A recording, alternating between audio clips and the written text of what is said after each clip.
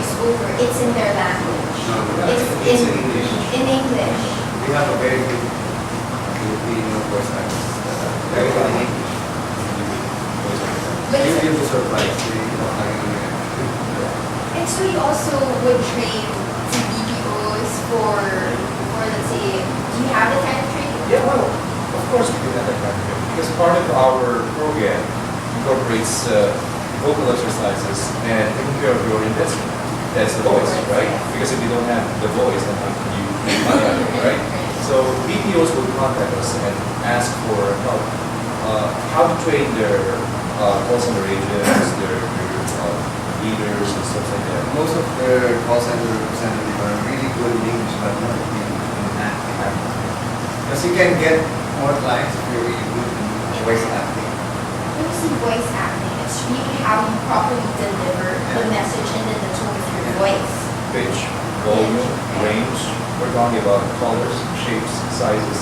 We're talking about characteristics, emotions. There's so many things involved in this art form that you can study and you can learn. We actually teach you how to change your voice from authoritative to Even in accent. we also teach accent training, something like Oh, like I'm not from India. India. But you look like an Indian. But. Now, can anybody go through? Can anyone just succeed in voice acting? We believe that if you have the interest, the heart, you can. Yeah. All you have to do is give your time for this craft, for your passion. But just to add to that, nobody becomes a voice actor overnight. You know what Choi and I are doing right now, changing and shifting voices and characters. This took us a decade to learn. And you know, it's a constant practice and dedication, and every day we discipline ourselves, preventing things that could harm our voices. What are the common what do you call this? Injuries? I mean, are there any injuries if you don't listen to character Yeah. voice? Hoarseness, colds, colds. How do you maintain the quality of the voice that you have? I have a technique on that. Although we have a technique. But for me, if I can do this voice correctly, like or if I can do that, I have a problem with my voice.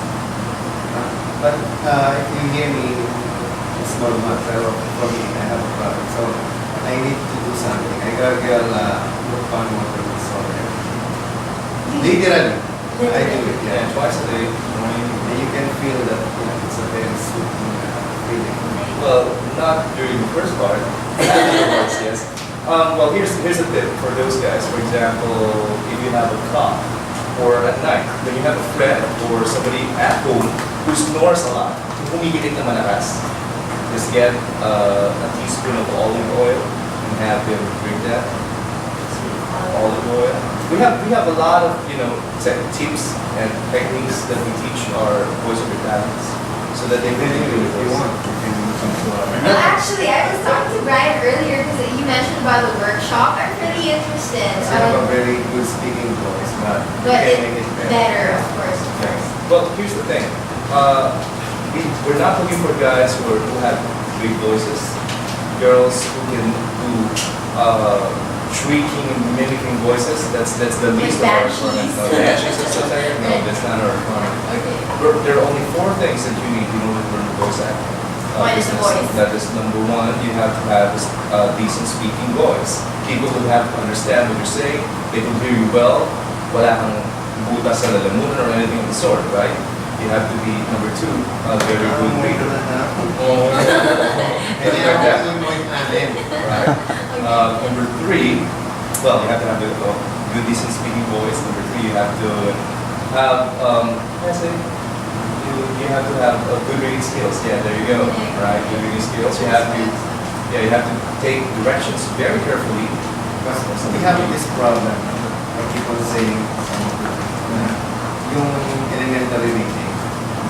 Like, kami po ay pupunta sa bahay ng aming guro. And then that's how we read it in school, di ba? Parang, let's imagine. Yes. Yeah. We will bring it up We grew up in the Batibot era, okay, where Kuya Boji, our love storyteller, would tell us stories like he would use to noong unang panahon. That's a sing-song And pattern. that's a sing-song pattern that You can do it in person, especially in dubbing. it's really hard to like switch to the normal way of speaking and delivering your lines Yes. because our tendency when we hold the mic we over exaggerate things, right? And we tend to modulate our voices. Oh my! Stuff like that. So we Yeah. don't need that, right? Right. But we need people who sound as natural as possible. And sometimes it's hard. And it shouldn't be it. And it shouldn't be it. Okay, that's number 2, 3. You said three, so what's the fourth? And the fourth one is usually willing to invest the necessary time, practice, and money and effort to discipline yourself in the art form. When you say money, how much would it really cost to, let's say, learn the art?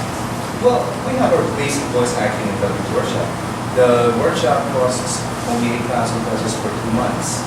Okay, So, is this that's- once a week? Yes. So, session. It's a once-a-week session. We do have 2-day intensive workshops. That's 5,000 pesos. But it starts from 10 in the morning to 6 in the evening. And really, you're going to be exhausted because it's going to be like all practices we have in mind. It's coming summer. We will have We have summer workshops, voice and narrations, and commercials, and music. Alright, we'll just pause for a break. So please don't go away. After the break, we'll be hearing more on Ryan and Ashley Pacholo do some sound alikes for us. So please stay tuned.